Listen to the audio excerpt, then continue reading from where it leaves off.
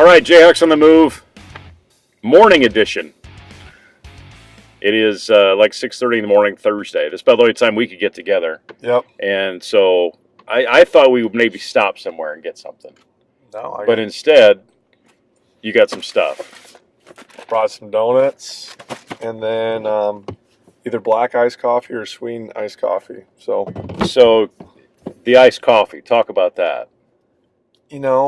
It's a generational thing. I think it is. I was never a fan of coffee, like in college or anything. And I don't know, last like 9 months to a year, coffee's kind of become big at the Sauer household. And yeah, I don't know. So it's just kind of. Is that because of the dog or because of the kid, you think? That a or are we growing up a little bit? You know what? I think I might. There's a slight chance, but I might be growing up just a little bit. Okay, that could happen.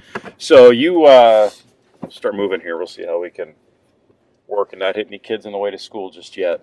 I think it's clear. Like I said, I fully expected to be a little more light at this point, but no. It's all right. But what time did you arrive this morning? Literally 30 seconds before you did. Okay, so you didn't have early workouts or anything like that this morning? We do have that going on right now, but with the fall, we have a great rotation between Coach Sullivan, Coach Zook, and myself. With the fall, with the duties I currently have, those two kind of shoulder majority of the responsibility. I still come in once a week. And then during the winter, I'll start lifting the basketball teams and then maybe coming in another morning or after school one more time. So that's been something that's started, a couple of years ago, 2 or 3 years ago? Zook and Sullivan and you were put together the kind of the strength team. We've been doing the past couple of years. I mean, I would say the last 5 years, we've always had people in the morning. And we become really unison, kind of a strong, 15 strong with everyone getting on board and using us as resources. I mean, majority of our sports programs are using Jason, myself, or Mr. Zook to help them build strength in season. What impact have you seen, I guess, across the board from with our sports, but you guys are also involved with physical education, so there's some impact you're having there. But what impact do you see, first off, with the teams being able to have the facility we do and then the equipment we do, but more importantly, the people we do? Since being at such a small school, we share our athletes. The strength that we're building in football right now is the strength that they get to use during basketball and the track or golf, and track and the golf and the baseball. So that's one key factor. We can't sit there and not train our athletes for multiple seasons, try to siphon all their athletic ability and strength, and then, all right, coach, you've got for the next season or her for the next season, and we're not able to build and have such a strong sports program. Are you going to eat all those donuts, or? Probably not. I'll give them to the kids. I owe some kids some donuts with some.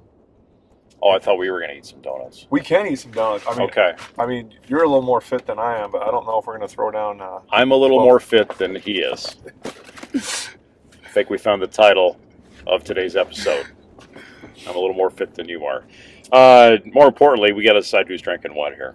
I don't care. I'm more of a black coffee guy. I mean, I got. So you got organic coffee, cold brew, slightly sweetened. So that's your preference? Well, it works. Okay. He's non-committal. Or the Frappuccino. I'm not sure if I've ever had one of these. You never had one of them? No, I think I'll go this route. Go for it, you bet. All right. We're stopped in the middle of the intersection, but it's like 3 in the morning, so. Yeah. Oh, yeah.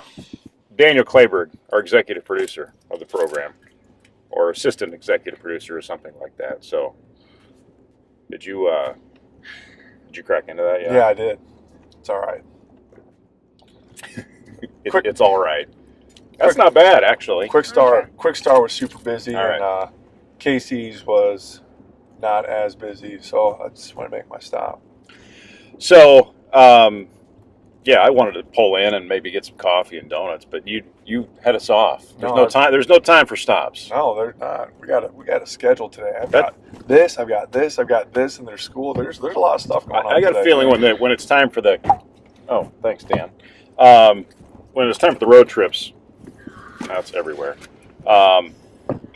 Stan's got to stop, go to the bathroom, want something to eat. We're like, no, we don't got time. No, you can ask my wife. I hate stopping or driving anywhere. We got to go. We're going. We're not stopping, and we do end up because it's there's a study out there. It's good about after every 90 minutes of driving, you should stand up and stretch. And I'm like, I hate that. I mean, like especially if we're going to my parents, what's a little over 3 hours. No, let's just power through and get there. Well, especially you're what, 6? 6, 7 3/4, but no one's counting. Is this 3/4? Where did this start? That you started doing that? You That's know, not the first time you've thrown that out. No, it was easier just to tell everyone 6'8", and then I've been measured several times or measured myself, and I'm not exactly 6'8". So, I mean, I'm lying then, and I don't want to be known as a liar. But it's just easier to tell everyone 6'8", because if I say 6, 7 3/4, it's like, wow, you're kind of... Well, then people sure remember how tall you are. That's at true. that point. That's very true. So you talk about you got a busy day. I know you got Culture Club at 7. Yep. We've touched on that with Culture Club. Talk about what that is, who's involved with it, and kind of what the goal and the objective has been. Yeah. So this Culture Club started as a handful of teachers. It started with our Spanish teacher is no longer here, Justin Little, Mr. Foster, myself, and Jim Gillespie. And we started reading books done by coaches, just like with all of us having a coaching background, like, hey, what can we do to not only improve our teams, but improve our school, improve our school culture? Started with a group of 4 or 5 adults, and then we started adding other teachers as well, other coaches, Nick Green, Blair Sadler, Alex O'Connell, Sam Thornton, oh my gosh, who else? Gina Felt, and we're trying to spread. We went through a different book last year, and then we started inviting kids, and then getting kids involved, and now trying to get our kids to lead the programs as well. So just kind of different books, different ways. So like Energy Bus by John Gordon, talking about energy vampires, which I know we've talked about before. We've got another group is working with Chopwood Carry Water, falling in love with the process. So how many students do you have involved? What ages? We can go through, I think, 6th, 7th grade is the youngest. Okay. And go all the way up to seniors. So it's a good mix of kids. Just trying to, it's great for those younger kids to learn some of these steps that kind of help you make successful in keeping people together. And it's great to see our juniors and seniors and some of our upperclassmen actually lead some of our discussions as well. So is that something you kind of look at every year that switches up, or you carry over year to year? Everybody's kind of does their own thing around here. I know, like, there's different schools try to do different leadership things, and we're still trying to figure out the nuts and bolts of what's going to make Jesup's leadership program the best. I know in the high school we have a leadership class that's offered as well. So we're playing around with a couple different ideas. I know we've actually, the Brain Trust, as we like to call ourselves, the original founders of Culture Club, like to maybe try to get an NICL leadership group going here. If not so much this winter, but for sure definitely the following fall. So lots of different ideas, lots of different avenues to take, but we're learning as we go here. Do you get into Frappuccino or coffee beverages at all? Beverages of choice? As long as it's usually iced, I'll be fine. Okay. So is there, you look at taking it on a conference level of doing something like that. Are other schools doing this that you have worked with as well? Yeah, so or have reached out to you to see how they can start theirs? I have several sources at different schools and just through meeting through different professional developments. Sumner Fred does something where they read a little bit out of a book. I know other schools around us, they do book studies. AP has Aaron Thomas, who does a lot of great things. So everyone kind of does a little bit their own thing, but I think what we want to be able to do next is trying to lead. I mean, building great leaders not only is obviously the purpose of school, but trying to make the people around us better as well. So like I said, I don't know what those avenues look like yet, but I know we're working on, there's something in the mix where we're trying to figure out how to create better leaders of tomorrow. Well, and leaders it's not necessarily just about leading other people, but, taking your own responsibility for leading yourself. Correct. What have been some highlights of the Culture Club the last, I guess this is your second generation of it, or yeah. What have you really seen come through by having this program? What the effect you've seen on the students? I think the big thing is having everyone speak the same language. Having PJ Fleck, who's a head football coach at the University of Minnesota, when he was at Western Michigan, he had all the players talking Bronconese, and that was their vocabulary, their culture, words they use, talking about, family, forget about me, I love you, talk about energy vampires, people that are sucking the energy out of you and you don't want around your program. So you hear kids talking, you using this vocabulary, and before it may be laughed at or maybe belittled, but now it's people are saying, hey, you're being an energy vampire, hey, sweep the shed, hey, make sure you pick up after yourself. And I think if we're all speaking the same language, then it's a positive. So do you have Jayhawkies? Are we getting into that? I think we're getting there. I don't know. I vote Hockneys. I don't know what the best way, if anyone can think of a creative term for our Jayhawk language should be, let me know. So PJ Fleck, I've been told I look like him. You do. I see there's a lot of similarities between you two. I've heard this when Iowa and Minnesota played a couple weeks ago. My phone was blowing up of, you're on TV, and I'm like, what are you talking about? He's a little younger than me, though. But I might be in better shape than he is, according to you. Well, you're in better shape than myself, but I don't know. I'm not sure where you're getting at that. I'm just guessing. Is this one of those things you spend a lot of time in the weight room, but not on yourself in the weight room? That could be over the last 6 months. Yes, I've been in the weight room, but not working on myself as much. Well, I saw your refrigerator the other night, so maybe there's a reason. Well, why that actually, I'm going to be real. I've lost about 20 pounds since the start of fall, and I don't know if that's me trying to shed that's stress, I think. Yeah. Well, see, some people are stress eaters, some people are comfort eaters, and then I guess I'm not an eater. So I don't know. I've lost some weight. Well, you had that dad weight too. Yeah. Some kids call it the dad bod. I said it's the father figure. So yeah. I don't know. I'm trying to avoid you had that paternity diet going on, I think, is what was going. Oh. So over the weekend, last Friday, Iowa City Regina, a game that you could look at it getting out of hand, and then all of a sudden the second half happened, running clock, 35-point margin, and then Jayhawks just kind of lit up. Something happened there. Yeah, we every Monday we sit down, we talk, and one big theme on Mondays, and we haven't done a great job about it this year, is kind of tell the truth, where we come up, we kind of tell it like it is. There's no sugarcoating, and we just asked our guys, what do you guys feel like when, we were down 35 and running clock happened within the first 3 minutes of that third quarter, and they said, I don't know, something just sparked, and we were ready to go. And we almost got to 13, depending if we catch that touchdown at the end or not, which if I had the red challenge flag, I think I throw, but see, neither here nor there. But, it was fun. It was awesome. This sounds weird, but this is the best I've ever seen a team come out and play being down 35 points. And to almost get it to where it's a couple possessions towards the end of the game, it's right there. Well, and I don't think Iowa City Regina was prepared for it well. That their offensive front, those guys were getting tired. Those are some big guys, and they were on the field quite a bit.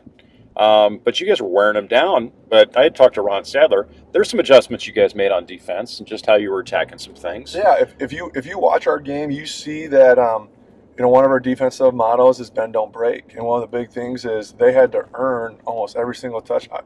They probably had 4 or 5 touchdown drives of 12, 13 plays plus.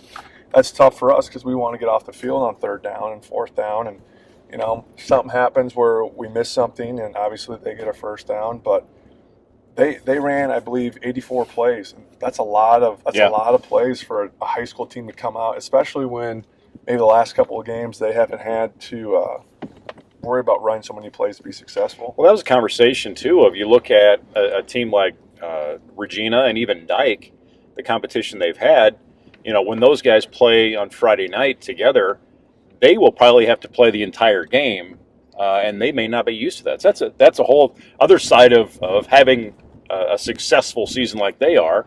Are you ready to go into postseason if you haven't played full games with all your guys? That's something as a staff you got to be able to balance, too, is do you get your younger guys in to get experience? Yes, but you also have to get guys in to be able to condition to play 4 quarters. And I know it's a delicate grind, and That's a good problem to have, though. Okay, should we be getting more reps for our younger guys because we're having a lot of success on Fridays, or do we need to get better conditioning so we can, as we get deeper into the playoffs, we were able to withstand 4 quarters of football? So we get into East Marshall, the biggest bus ride of the year, 90 minutes down Highway 63 and over on 30. East Marshall they're looking for their first win. You're looking for your second win. But they've got a back down there, Noah Brandstand. He's 500 yards in the ground, and he scored all their points except I think 8. So I'm sure you're keying on what they're going to see. But talk about what you're seeing so far from East Marshall. What we're seeing is, sometimes the stats don't tell the story of how our team really is. You can look and see that statistically maybe they're not as strong throwing, and they've had a tough schedule and whatnot. And they're going to come out and they're going to play hard. We talked to our guys all week. If you think this is going to be a cakewalk, you're going to be sadly mistaken. We're both going for our first district win, and week 9 of the season, and it's going to donuts loose. Donuts fell. And it's all right. It's going to be a battle. Now, if we come out and play 4 quarters against East Marshall like we did the second half of Iowa City Regina, we might be doing some pretty good things. But I don't know. It depends. How about, neither team have anything to lose.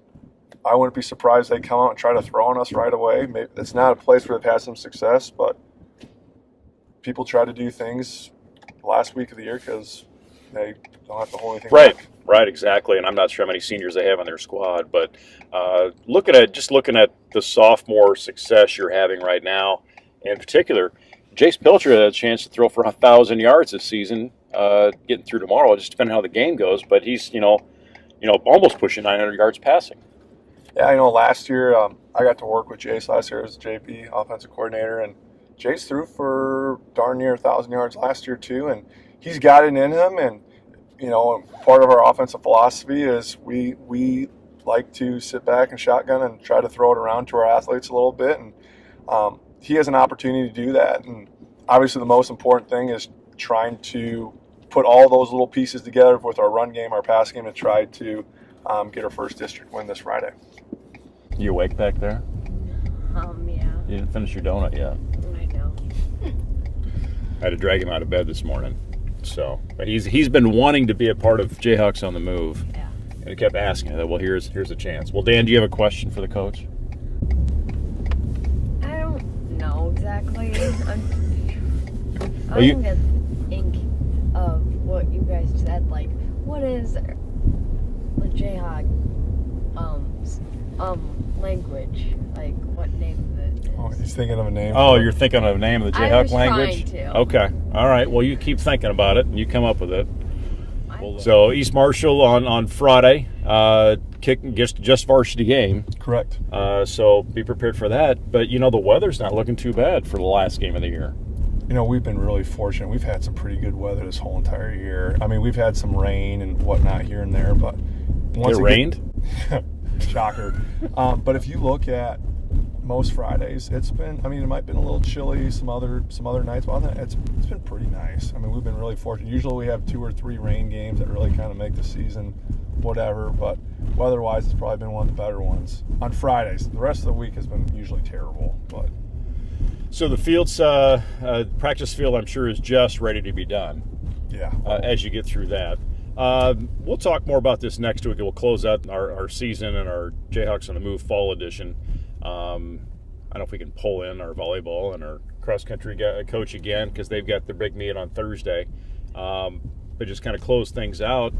Looking ahead, I'm not trying to get past tomorrow, but looking ahead to the offseason, I'm sure you started to think about what that could entail heading into 2019.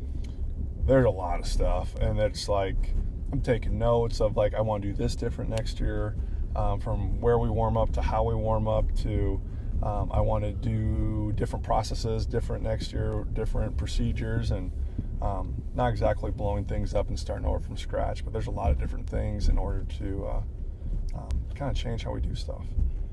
Are pyrotechnics involved in a pregame show? Have we thought about that? No. Okay, I'll scratch that one off my list then. I mean, if you're going to buy fireworks, provide them, that's cool, but I think check, no. No, well, I get Dr. Anthony Baugh to light them off as a fire department official. That'd be interesting. Oh, hi there. Hi. How are you? So, as we close out Jayhawks on the Move, again, we remind you that Jayhawks do play tomorrow night. Cross country running on Thursday when we record this. They head into state. Volleyball won this week, and postseason they'll go on to play again. So it's ramping up. I can't believe this is episode 11, if you believe it or not. I can't believe you keep asking me to come back. I'm just happy to be here. People want it. Your mom sent me a message last night just telling me, it was basically just, she was just excited for the week. Yeah. You know? Yeah, she's one of our biggest fans. It's awesome. And your biggest fan. Yeah, you bet. Something like that. Anyway, we'll catch up again next week. Go Jayhawks. It's a great day to be a Jayhawk. We'll talk to you later.